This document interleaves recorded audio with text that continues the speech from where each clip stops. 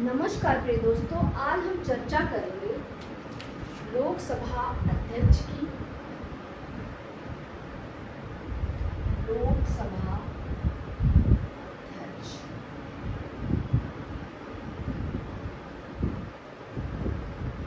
वर्तमान परिप्रेक्ष्य में लोकसभा अध्यक्ष का विवाद थमने का नाम नहीं ले रहा है। क्योंकि अभी पिछले दौर में अगर देखा जाए, पिछले वर्ष या पिछले कार्यकाल में 2019 से 2024 17वीं लोकसभा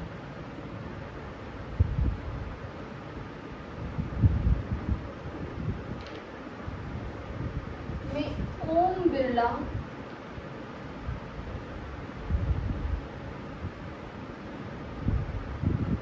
लोकसभा अध्यक्ष थे या एक स्पीकर थे।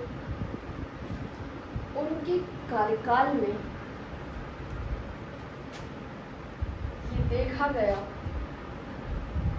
कि ओम बिरला जी ने अपने अध्यक्ष पद का दुरुपयोग किया है। अभी 18वीं लोकसभा का गठन हुआ है।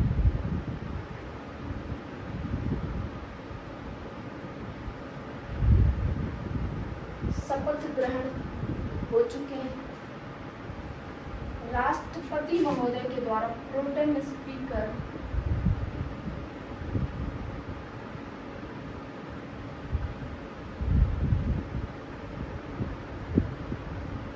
भर्तृहरि मेहताब जी को बनाया गया है। उन्होंने लोकसभा के नवनिर्वाचित सांसद को शपथ दिलाई है। अब चूंकि नियम के अनुसार प्रथम बैठक में, प्रथम सेशन में लोकसभा अध्यक्ष का चुनाव हो जाना चाहिए। इसी क्रम में आगे बढ़ते हुए चर्चा चल रही है लोकसभा अध्यक्ष के चयन पे। अब ये मान के चला जाए कि आर्टिकल 93 कहने का मतलब अनुच्छेद, संविधान का अनुच्छेद है 93, जिसमें उल्लेख है कि स्पीकर और डिप्टी स्पीकर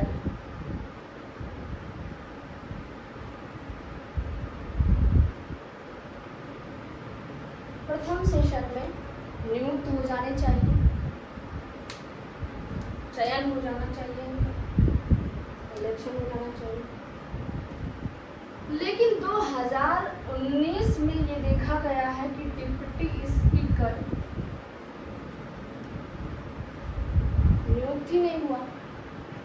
अब चूंकि ये संविधान है, संविधान के अकॉर्डिंग अगर देश चल रहा है तो एक समझौता होता है स्पीकर और डिप्टी स्पीकर में कि अध्यक्ष पद बहुमत दल के नेता को और उपाध्यक्ष यानी डिप्टी स्पीकर का पद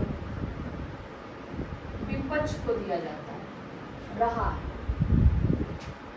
लेकिन बीते वर्षों में ऐसा नहीं हुआ, उपाध्यक्ष का पद नहीं दिया गया और अध्यक्ष ने मनमानी की। जैसे जो नहीं करना था वो भी उन्होंने किया, जिससे देश आहत हुआ और संवैधानिक जो नियम है उनको तोड़ा गया। एक नहीं कई उदाहरण बताया जा सकता है। पहली बात तो उन्होंने संसद में लोकसभा सदस्यों को बड़ी संख्या में सस्पेंड किया। दूसरा, कोई भी बिल विपक्ष की बिना सहमति के पास किए गए। विपक्ष कमजोर होने का मतलब ये नहीं है कि विपक्ष से सलाह ना ली जाए। बात अगर कानून की जाए, अभी 3 कानून को परिवर्तित किया गया है। BNS, BNSS और BSA। ये विधेयक इस ऐसे समय में पास किए गए जब बड़ी संख्या में सांसदों को सस्पेंड किया जा चुका था। BSA में एक धारा भी बना ली गई कि मंत्री, धारा 165 ये कहती है कि मंत्री और राष्ट्रपति से दस्तावेज नहीं मांगे जा सकते हैं, अर्थात न्यायालय दस्तावेज नहीं मांग सकता है। धारा 165 कहती है। ऐसा नहीं, क्यों? जब देश के नागरिक कानून में बंधे हैं तो सत्ता क्यों नहीं? सत्ता आखिर है किसके लिए? सरकार लोगों के लिए है, जनता के लिए है। तो जनता अगर रिस्पॉन्सिबल है तो सरकार क्यों नहीं है? सरकार को भी होना चाहिए। अब बात करते हैं स्पीकर की। स्पीकर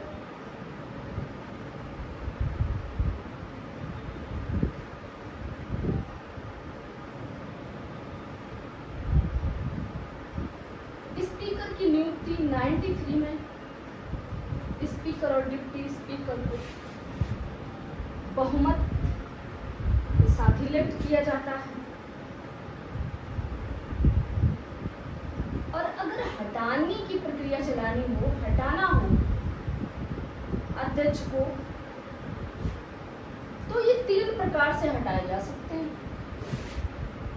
प्रथम है कि वो लोकसभा के सदस्य ना रहे।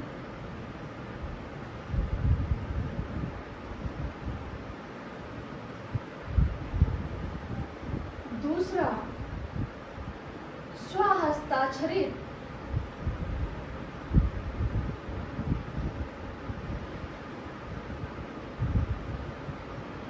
त्यागपत्र उपाध्यक्ष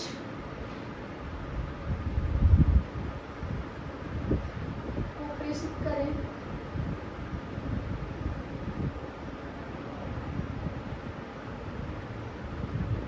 तीसरा, लोकसभा में बहुमत से हटाया जाए, जिसके आशय की सूचना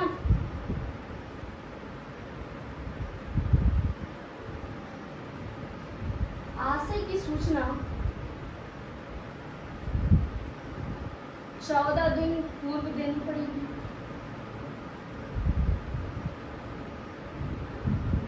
अब बात करते हैं, अगर ये चल रहा है, हटाने की प्रक्रिया अगर चल रही है, तीनों में से कोई सी प्रक्रिया है, ऐसी स्थिति में लोकसभा अध्यक्ष ना ही पीठासीन अधिकारी रहेगा, अधिकारी नहीं रहेगा, और बराबर की स्थिति में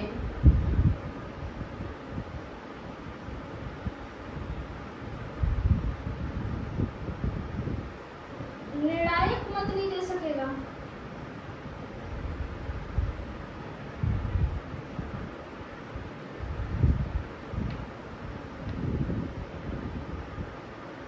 नहीं दे सकेगा।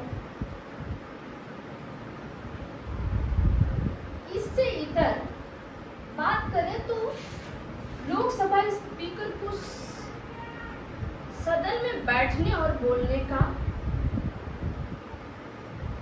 बैठने, बोलने और का अधिकार होगा।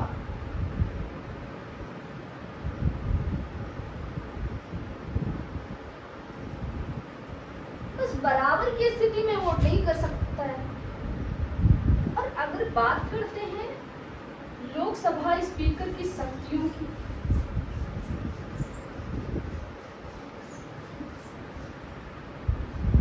स्पीकर की शक्तियां क्या क्या हैं?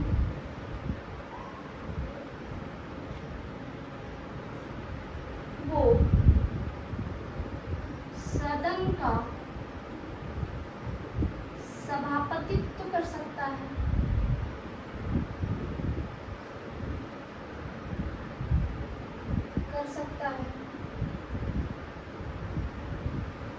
दूसरा, सदन में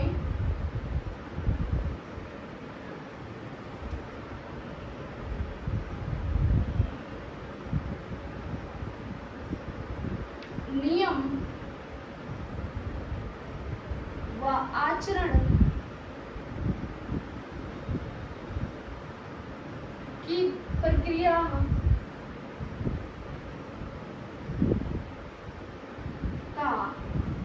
की अंतिम शक्ति लोकसभा स्पीकर के पास होती है।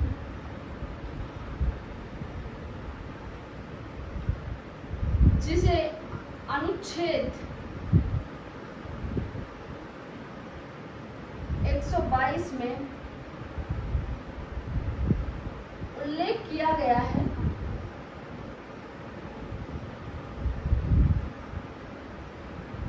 कि न्यायालय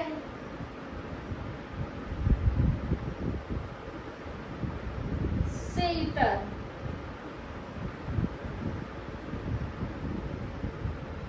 शक्ति प्राप्त है। अब एक शक्ति ऐसी है कि सदन में कर्तव्य है, शक्ति है, कर्तव्य है कि गण पूर्ति नहीं होने का मतलब संसद में सांसदों की संख्या के अभाव में सदन को स्थगित कर सकता है।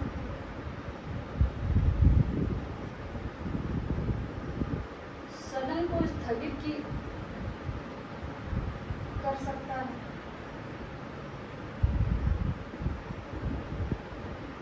दूसरा कर्तव्य ये है कि गणपूर्ति के अभाव में, गणपूर्ति से आशय सांसद के अभाव में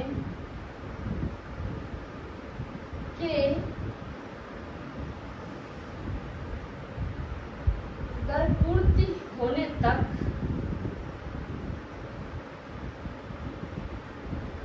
अधिवेशन को निलंबित कर सकता है।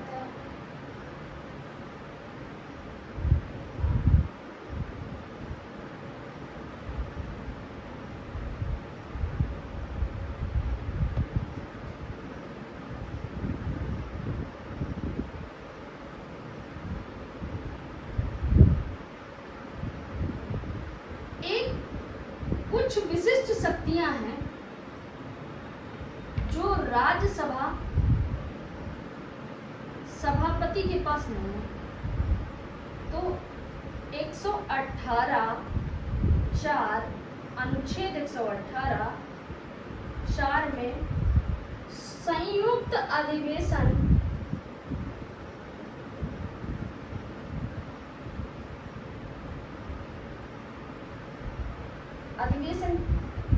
के पीठासीन अधिकारी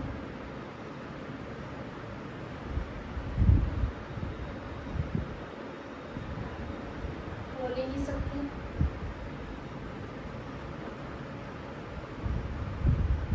दूसरा, धन विधेयक के संबंध में, धन विधेयक है या नहीं, इसका अंतिम निर्णय